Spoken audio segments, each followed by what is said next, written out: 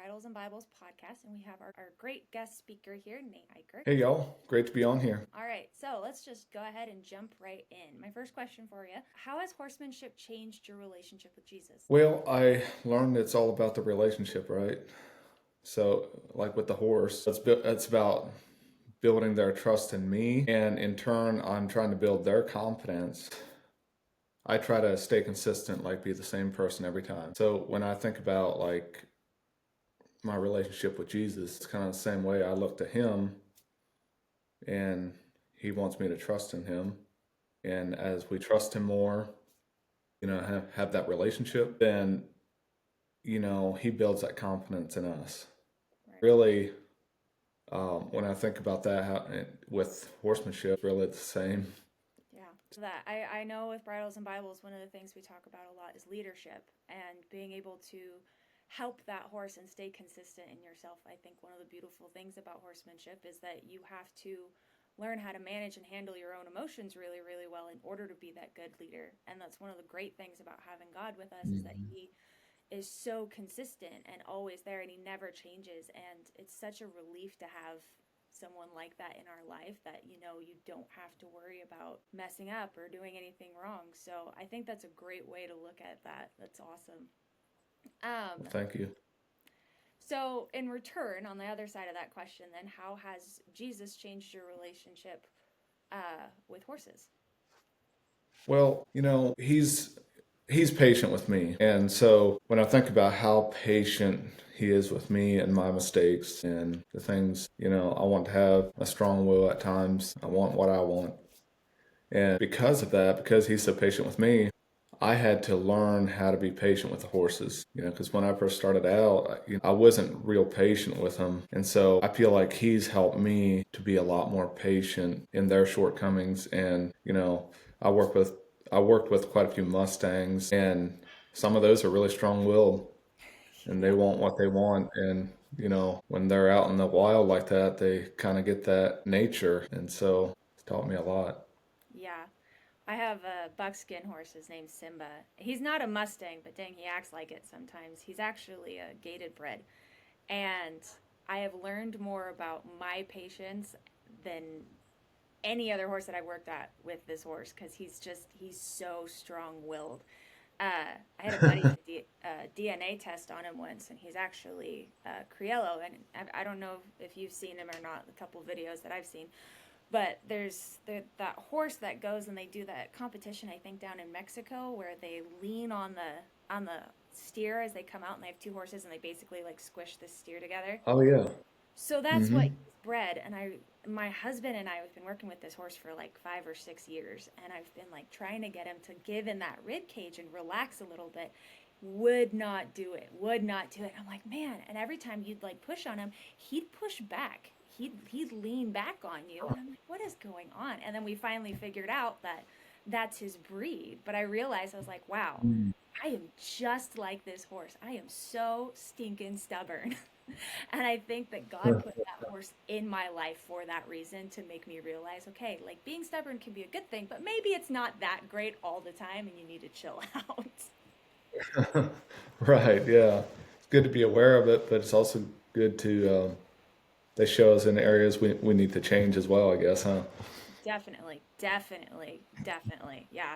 It's been it's been an adventure learning and riding these horses and training and stuff, going through all of this, cuz holy cow, I cannot I I have changed so much because of horsemanship, and it has changed my life with horsemen, like with God, because I realize, I'm like, man, I need that cowboy. I need that leadership in my life in order to do this, cuz I don't know Mhm.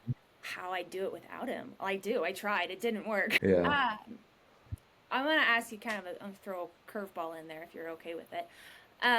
We sure. are up in Idaho, and we really do a lot of the buckaroo horsemanship kind of situation. And I know you're in Texas, so we have a little bit of an area difference here. What does your horsemanship look like in Texas? Like, I know like your training and stuff's a little bit different in some ways, so I was just kind of curious what you think the difference there is. Well, I'm not sure what the difference is compared to y'all's horsemanship and ours, but what I do know is when I when I look at horsemanship, it's about keeping the horse's mind good. Mm-hmm. And that's something that took me quite a while to learn because I thought it was about getting a horse trained up and doing all these cool things. But I've learned horsemanship is doing what's best for your horse. Right. And that's, I'm still learning that. But if I can keep my horse's mind good right from the start of the training and not push them to the point where they have high anxiety and are freaking out. And if, I push my horse out of their comfort zone Mm-hmm. a little bit, but not enough to freak them out. And so because of that, they learn to trust me. So that all comes back to I feel like being a good horseman, keeping that horse's mind good. Yeah. I we do a lot like in this area. Like we really leaned on the buckaroo, but it's really turned into a mixture of the buckaroo, Joaquin Tefreno style, that kind of old vaquero Mexican horse training and stuff, and then blended it. I feel like a lot with the natural horsemanship. So you have a lot of Mm, like Ray Hunt, Buck Brannaman kind of stuff, and I think it's really involved. I think it's a really really beautiful way of blending the pieces together, kind of a history with this new age yes. taking care of your horse's mind and pieces of it.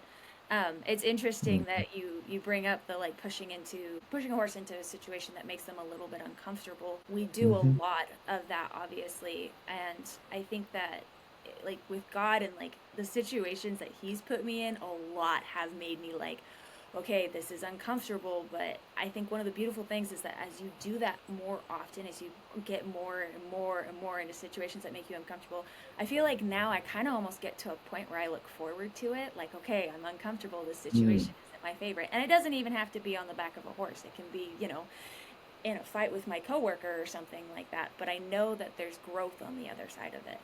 And one of the that's things right. I've noticed, like with our bridle horses, that they handle situations the same. Like we get into tight situations, and those horse I feel like almost gets to the point where he starts to relax even more or trust me more. And Wow.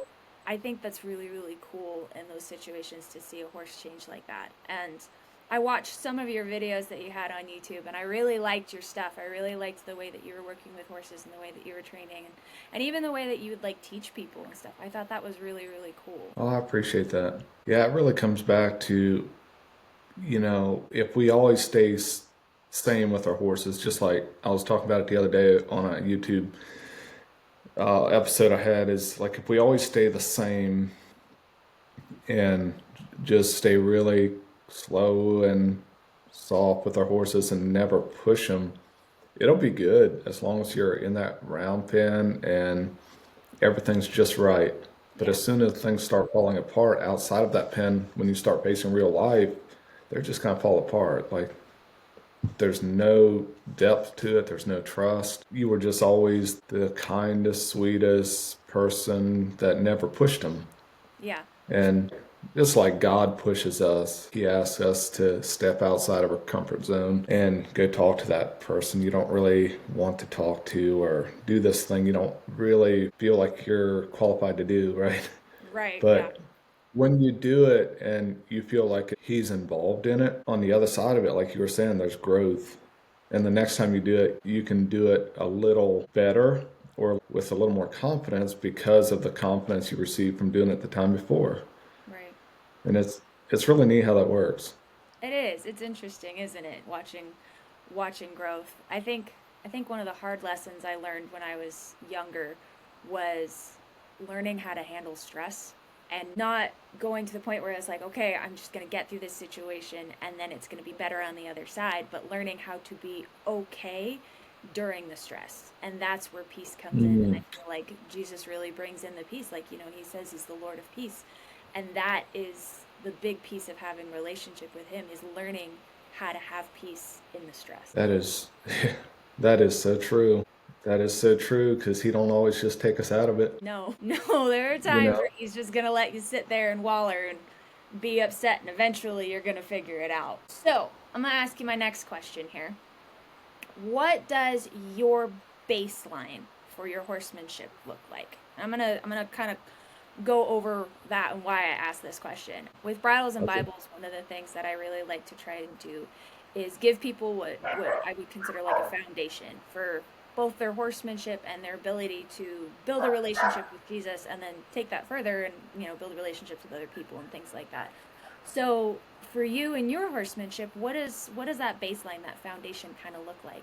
What's most important to you? Well, in the horsemanship aspect of it, it's like I touched on before. It's about keeping that horse's mind really good. It's about building the relationship. That's especially down here in Texas. It's so different than a lot of how people train around here. Training for a show, they're so focused on maneuvers mostly and just getting the job done, getting the best horse out there.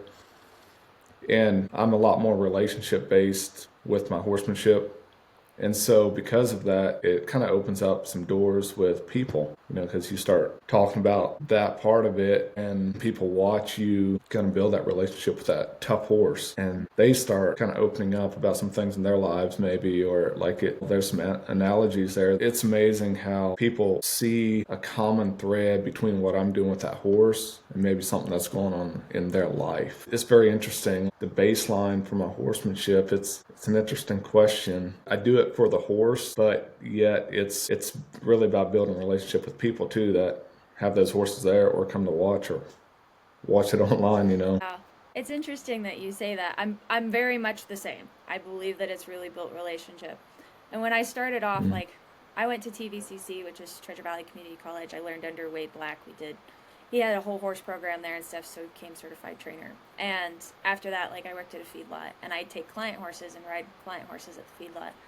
And I realized after a little while that I didn't really like training client horses because I'd send the client horse back and they'd call me again in 6 months to a year and say, oh, this horse has this problem again. Because it was never the problem with the horse, it was the owner.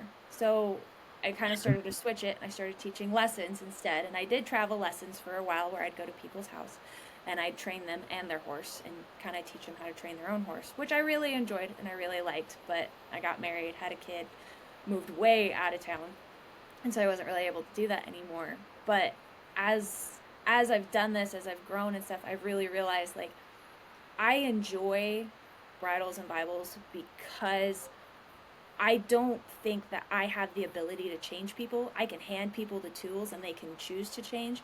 The only one who's going to change them is God. And so for me, Mm. I can't truly help people without Jesus. And so as I've worked towards this and done this, I've really fallen in love with it. And surprisingly, don't really enjoy training horses that much anymore unless it's my own. Like people ask me, they're like, "Oh, do you train Actually, horses?" yeah. And I'm like, "Well, my husband does, but I'm kind of not the person who want to do that because I fall in love with the horse and then I don't want to give him back." Your passion is more helping people, like teaching people or helping them versus training the horse. Yeah. That's probably what you're gifted with more, right? I'd say so. I mean, I'm not to toot my own horn, but I'm not a bad trainer. I do a good job. I don't know. I can't do it without the relationship piece, and I can't do it without falling in love with the horse. And then it's hard for me to turn around and get rid of that horse. So, like, Mm. Yeah. my teacher Wade, he used to tell me, he was like, Jessica, you make really good bridle horses. You should make bridle horses and then turn around and sell them. I tried it one time. One time. I had this really great little gray quarter horse. I loved him to death. I sold him for like 10 grand, which back in the day was more than enough. And I cried so hard. I cried harder than when I would break up with a boyfriend that I dated for years. It was awful. And to this day, I still think about that horse and I'm like, I'm never going to do this again. Because of all the time you had spent with it and poured into that horse. It's kind of the same thing when you do, like, I used to do the Mustang makeovers, and it's a 4 month deal. You spend so much time with those Mustangs, and it's an emotional roller coaster because you go at the end, they auction them off at the finals there, and you get pretty attached to those horses, especially, the ones you really like. hmm So I know what you mean there. Yeah, it's hard. It's hard for me. I have to be careful about buying horses because I'll end up with too many too fast. As we go on, how do you balance your family, your business, and then your relationship with God? Well, it's such a hard thing to do in the equine industry. I mean, I'm sure you know it. Like, you put so much time into just keeping up the ranch and keeping the horses rode and keeping the clients happy. So it's time consuming. It's something that we're always trying to figure out, to be honest with you. My wife and I have 3 kids. So over the past couple of years, I've changed my business. I've been changing it to where I can have more quality time with my family.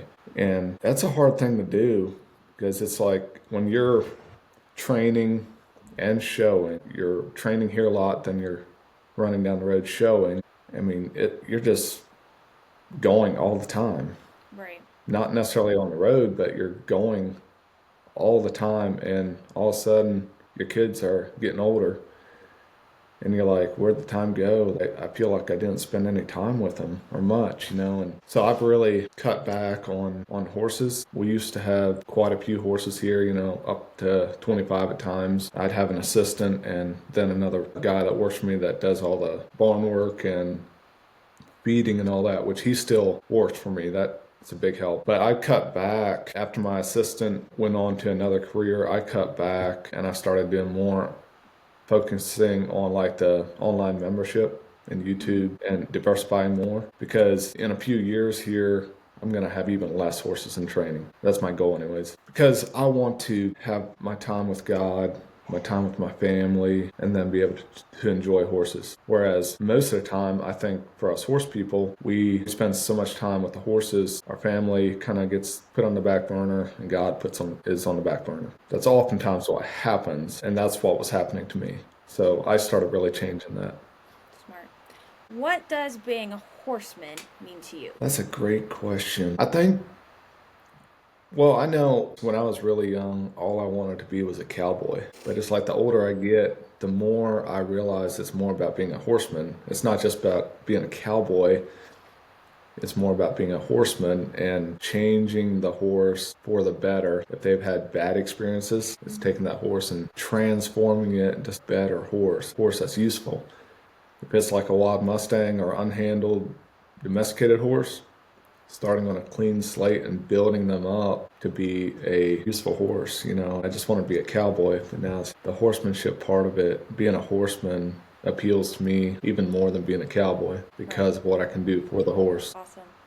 One of the things that I really put a lot of thought into was giving a definition that's tangible with horsemanship. And there's a gazillion different definitions for horsemanship. You've got anywhere from a person who sits and rides a horse to, someone who's like the art of horsemanship.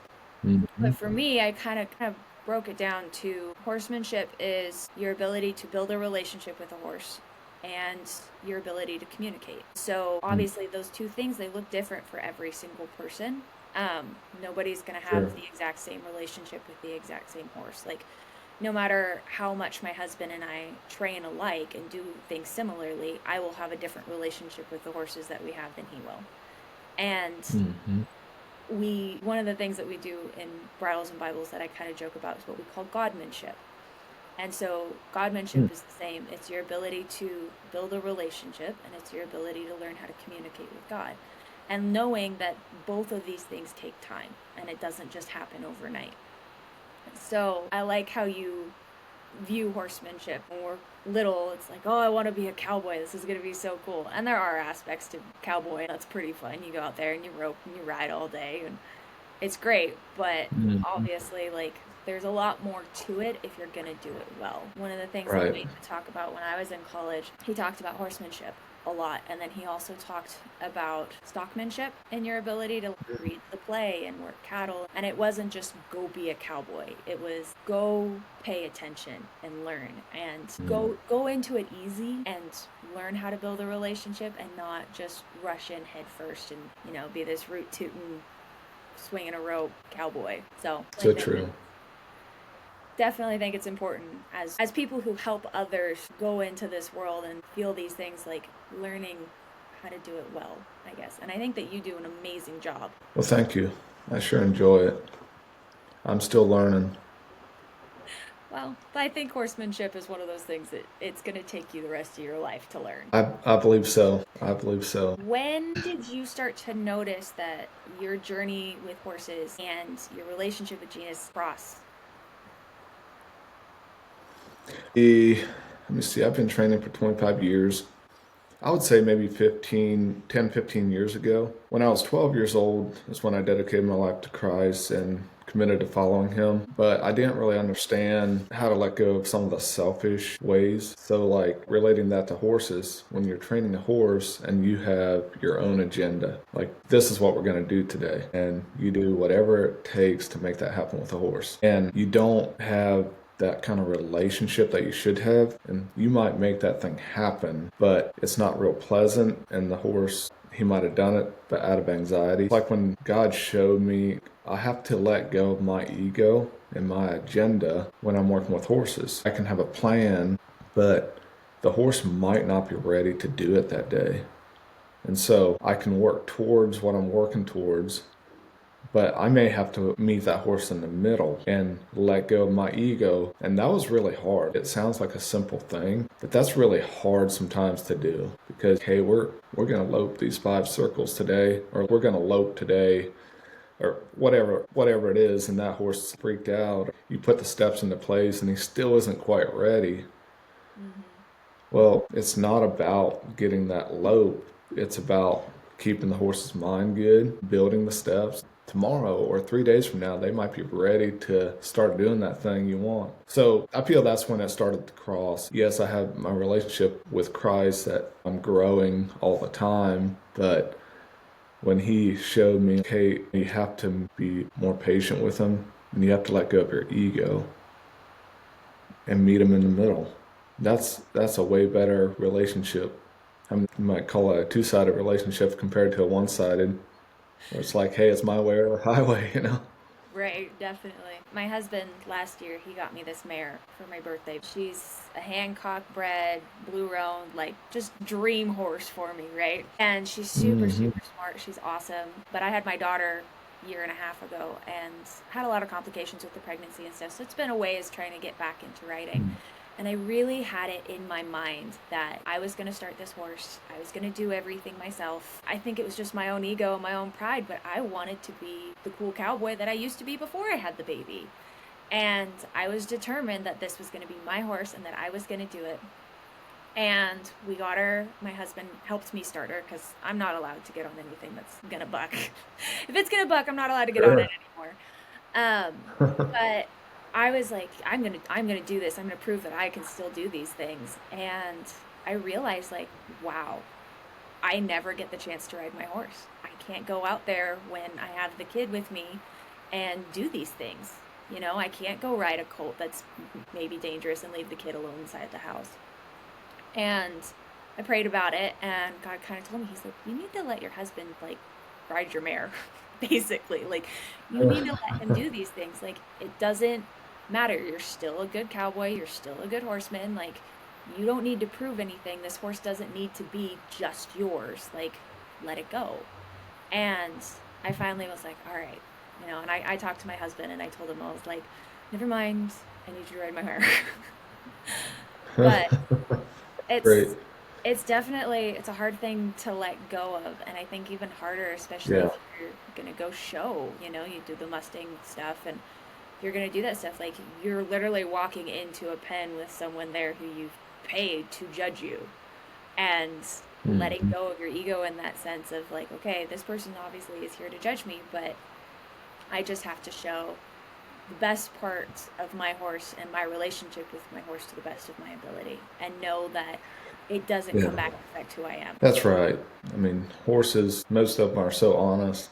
They're just telling you where they're at. And if we do what's best for the horse, like, no, we might not win that day, at the show or at home or whatever, what we think winning is. Hmm. But if we do what's best for the horse, they just show us where they're at. Like, hey, I really I need these extra steps in the process. Like, I just don't understand. Half my job is teaching people. One big thing anymore that I teach is teaching people how to be aware of what their horse is showing them. I did not realize when I first started training how big that was, because I can see it, but I've been around horses so much where a lot of people that aren't trainers come to ride their horse, work with their horse. They don't see those things when their horse is showing them something. And so a lot of what I teach anymore is teaching people how to be aware of what their horse is showing them, the signs they're showing that, hey, I need more steps in the process here, or this is too confusing. It's very interesting. Yeah, it's interesting as I've taught lessons and I've taught people. I do a lot of emphasis on obviously body language and teaching them, like, okay, do you see your horse in this situation? One of the big ones that I found the hardest to teach is the difference between helping a horse build confidence and flooding that horse's brain to where they're just stuck in their freeze response and zoned out. Obviously not every horse is prone to that, but some of them, really are. And that's, I think, when a horse is the most dangerous is when they're stuck in that situation. How do you help people realize that? Well, it's nothing that happens overnight. Right. The ones that make the best progress is the ones that come out every week. And what's interesting is I've been finding is when I tell people what they're doing and how to read it, and they're like, I don't feel it, I don't see it. But I tell them, don't worry about it, because you keep doing it, but the next time you come or 2 times after that, you're going to start feeling it and you're going to start seeing it. Right. So it's like we show them, we tell them, but it's not something they understand yet. It's so cool because all of a sudden they're like, hey, I felt that. I seen that coming. And it's like, that's great. So that's how I start. That's how I kind of help them see it, is just start telling them when it's happening or showing them. And then pretty soon they start to see it themselves, but it often doesn't happen right away. I remember when I was working at the feedlot, I worked with a buddy of mine. His name was Nate also. He used to help me quite a lot when I was really young and, learning how to train and work with horses and stuff. He'd give me some little thing to work on or try and teach my horse, and I'd get too close to the problem and I couldn't figure it out, and I'd keep coming back to him. I was like, dude, I can't get it, I don't understand. He's like, you're looking at the problem too closely. It's not that complicated, Jess. And I'm like, that's great. And I'd finally step back after 2 weeks or something, and I'd go, oh, this is so easy. Why did I think this was so hard? Yeah, exactly. I feel like God does that to me a lot. Like he's just like, you're too up in it, man. You got to take a step back. And I finally get out of my own way, and I go, oh crap, now I get it. Okay. Yeah, we're often working too hard. It's funny. The longer I train, the less I work. I just realized this a number of years ago. When I first started training, I used to really work hard when I was doing groundwork or riding because I'd want to micromanage.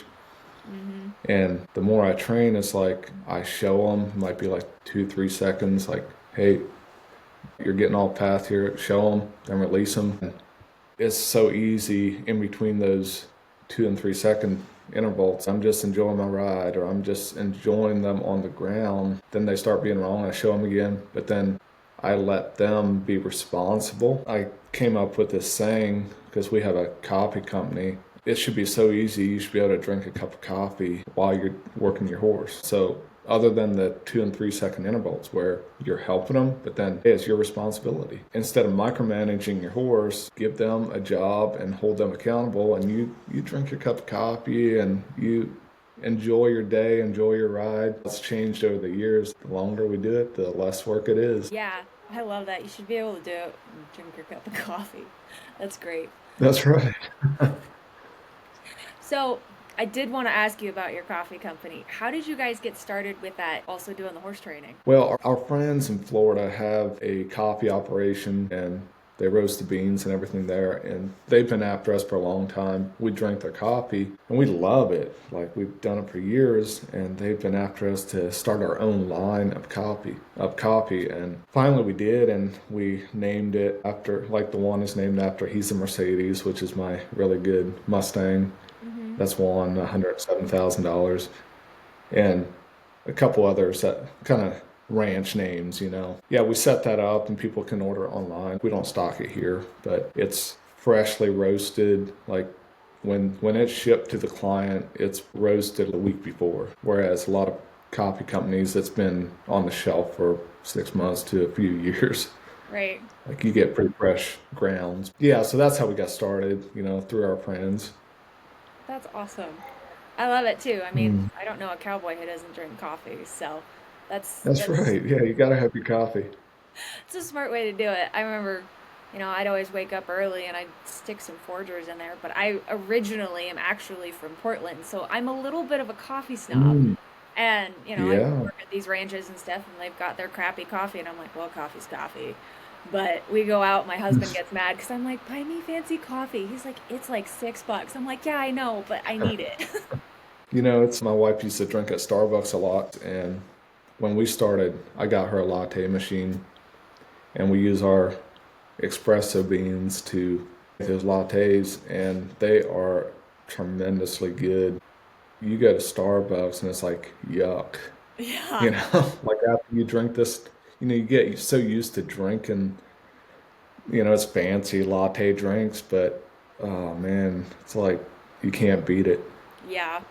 No, I totally understand. I like my fancy coffee. I don't care if it's cowboy to drink black coffee. I want like a caramel frappuccino, like with the whipped cream and everything. It's funny, like you go to ropings and half the young guys, especially like the older guys, drinking their black coffee, but the younger generation, they all got the fancy drinks in their hands. Oh yeah. It's real It's funny. almost like a statement. You're like, look, I'm fancy, I have my coffee. Right. Yep. So, my last question here, and I'm sure I'll probably slip in a few more on the way, but what does the future for you in your horsemanship in the business, what do you think that looks like? I know you touched on that a little bit earlier, but Yeah, so I'm not sure what it looks like, but every one of us in our family, we like to travel. And so with the ranch and a lot of horses in training, you're kind of tied down. So our goal is in the future here to get more freed up. And that's why I'm diversifying my business to hmm where I can keep working with horses, I can keep teaching, but it's from anywhere. Down the road, I want it to be the majority of what I do, I can do from anywhere. And right now, for the past 25 years, I've trained horses at the ranch I was at, and that's it, plus clinics and lessons and all that. But I'm working on changing that just to free us up.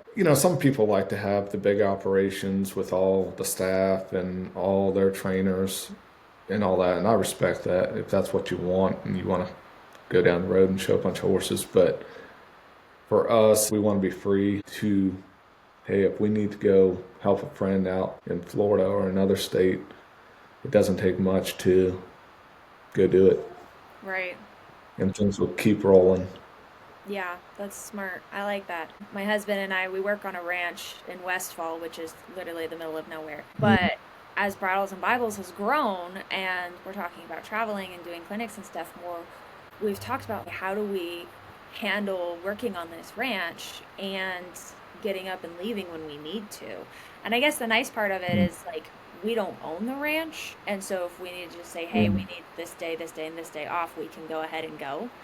But obviously, Sure. we've still got dogs and cats and horses and the few animals and critters that we own and stuff. So as we've moved forward, we're kind of thinking, okay, so how do we change what we've got going on in order to fit as we move forward and grow in Bridles and Bibles? I think that what you're doing is awesome. I love your training. I also love, sorry to say this, I love how slow you talk. I've only been to Texas one other time and I forgot. Really?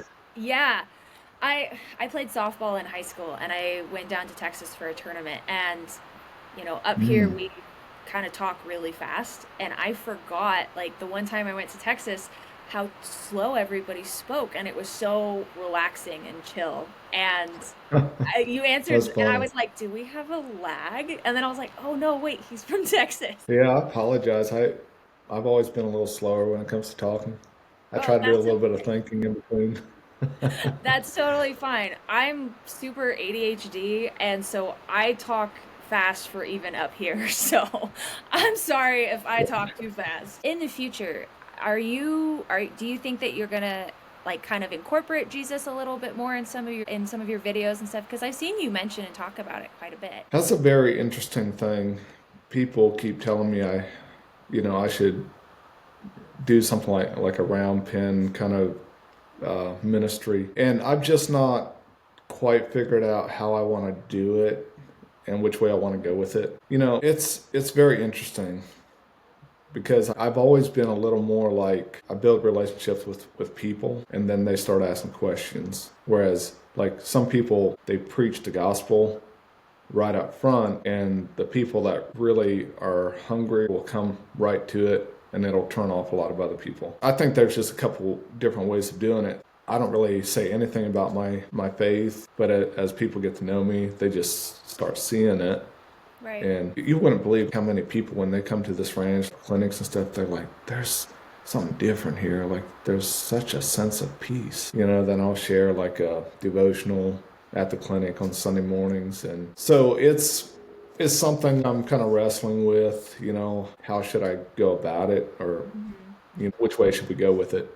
But right now, you mentioned like watching on YouTube, like I'm doing that round pen stuff on YouTube quite a bit right now with an ex-bucking horse, and doing a lot of teaching as far as just building a relationship with that horse. So it'll be interesting to see where that leads. I'm not talking about my faith at all throughout that whole process, but there's a lot of people watching it.